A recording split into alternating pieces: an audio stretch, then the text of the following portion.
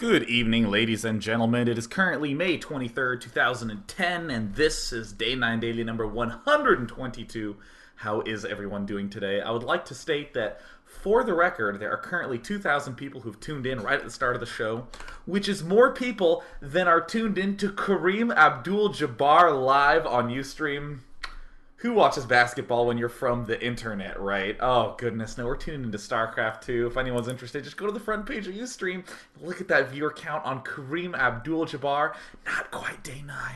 And I'm fine with that. So, just need to get some logistics out of the way right off the bat. I just want to state that, for the record, I am loving doing the daily. I am loving casting. There has been so many awesome events as of late. I mean, this weekend I did about 12 or so hours worth of casting of the Europe versus Asia show match series. We had some epic games. Check out all of those at my archives, day9tv.blip.tv. I uploaded them ASAP for viewing pleasure. But the fact of the matter is that this whole casting thing is taking up like a lot of time. Just in terms of hours that I was live in front of this webcam was about 30 hours this week. And just in general, it's about twice that outside in terms of re-encoding and getting feedback and working with all that stuff. So I also need to eat and stay alive. So I'm not going to ask for donations, because you probably noticed that I haven't really asked people for that many donations, because I just don't want to take money from the community. I want to put more stuff to the community. I just want you guys to be happy.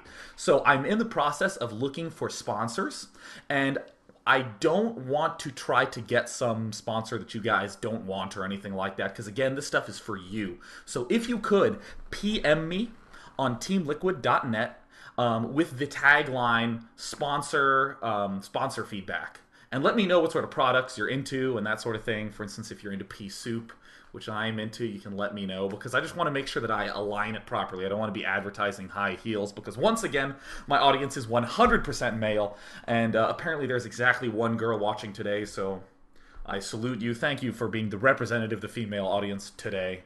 But I think that's it. So, once again, I always like to be maximally transparent with my audience, because you're my buddies. You're the StarCraft community.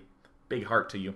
We have some pretty sick action today. We have an Unreal Terran vs. Protoss. It was just kooky. It gets me all excited for more awesome games. And the big thing that we're going to emphasize today is looking at it from the Protoss point of view. I've been doing a lot of Terran last week. That was the focus then. I'm going to be doing a little bit more Protoss emphasis. And also, this never occurred to me that I could actually do this. Someone suggested this, and I was like, hey, that's pretty smart. I am currently getting replays from top players just to focus on them over several days. For instance, I focused on the little one in his Terran vs. Zerg gameplay. Why not do that with other top players? So I literally just contact them, and they're like, yeah, sure, I'll, do a show on it. So that's awesome. So that means that we can have more cool stuff for you guys. We're probably going to have a Sen week coming up, I hope. That's what I'm currently crossing my fingers for. So that would be fantastical. In other news, just follow me on Twitter, twitter.com/day9tv. I have a YouTube channel, youtube.com/day9tv, where I'm going to start doing a little bit of Q&A video action there. And also, archives day9tv.blip.tv. I love that they're all the same name, because beforehand it was like, oh yeah, my PayPal's splot at hmc.edu, and then my email's this, and then my live stream is livestream.com/StriderDoom. By the way, I know I said my donation, you don't have to donate, but if you did, that would be cool. So we're going to pop over to the main screen right now, where we're going to be checking out a game between KawaiiRice and TTOne as I cover up my replay progress bar here. Oh man, I'm so cheesy. So yeah, here's KawaiiRice, a little Terran American buddy spawning at the bottom position.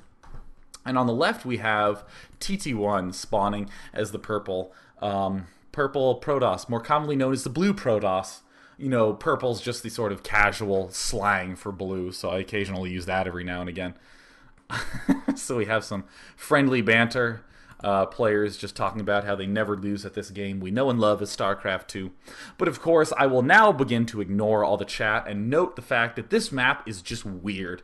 Terran has so many nice, cute things they can do. I mean, so for instance, I know players see me do this a lot, but let's just follow along down here as we look. Here's down the ramp. Here's the natural expansion, and we're going to walk all the way. Oh, look, we're already at the opponent's natural. It's so unbelievably close. But in particular, let's actually take a step over here to to the ridge overlooking this natural expansion, you can put tanks here and easily do a ton of damage here, as well as right here. I mean, tanks look right at this control point, can hit both of these geysers. You can even do a push down to this low ground and do a whole bunch of damage up to the natural. I mean, there's a lot of intensity in the opening stages of the game that need to be accounted for. So we're going to see a lot of 3 warp gate styles out of Protoss. Again, the focus of this game is going to be Protoss analysis, thinking of it from that point of view. And one of the bigger things that I like to emphasize is don't get too excessively caught up with huge details and stuff like that. Anytime you look at a map, most of the deep, high-level analysis is the straightforward shit. You look at it and you go, there are narrow valleys, tanks are good here. The positions are close, rushes are scary. That's really all that I'm going to be focusing on.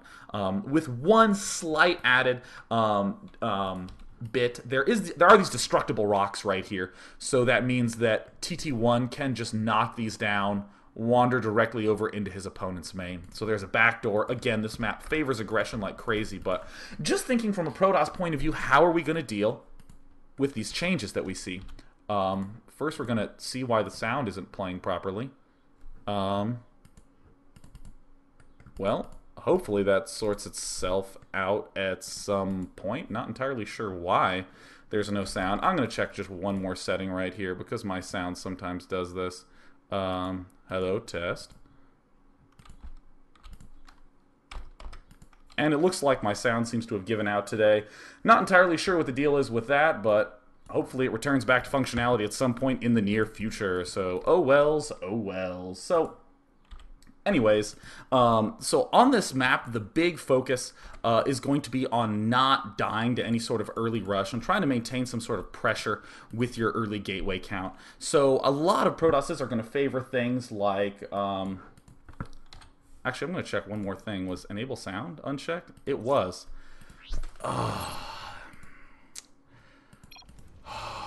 You know, I've suffered some bitter losses in my life.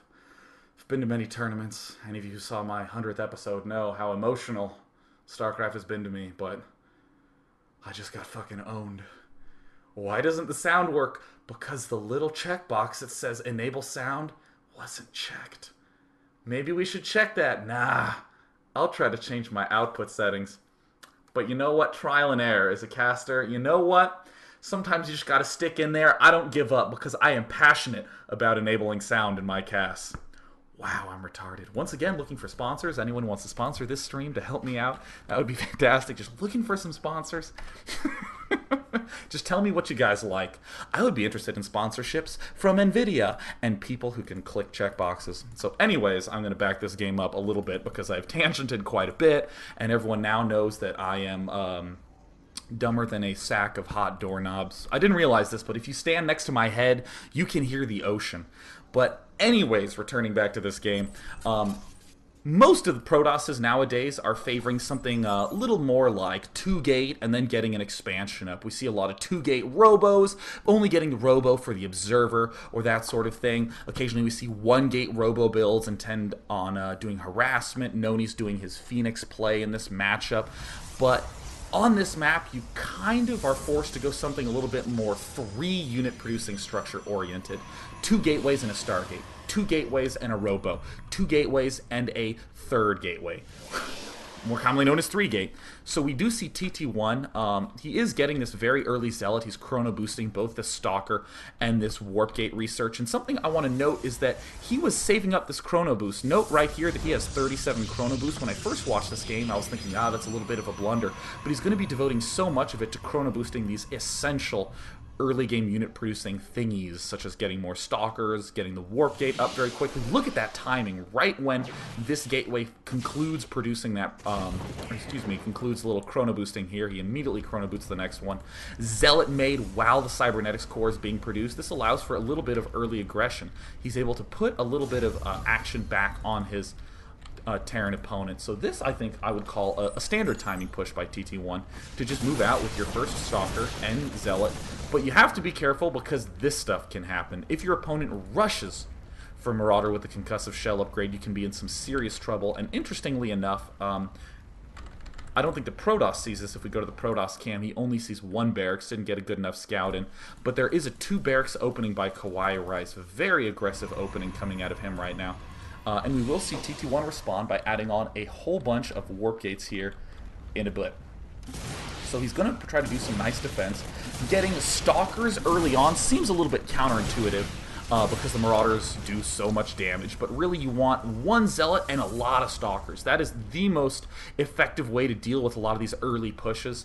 And again, the focus of this entire analysis, for any of you who have just tuned in, is thinking about Protoss's techniques for dealing with this map where there are so many early aggression possibilities. So TTOne was a little bit behind on building these 2nd and 3rd gateways because he was dealing with that intense push at the front, but rapidly he's putting up a nice Stalker Zealot army. Notice the emphasis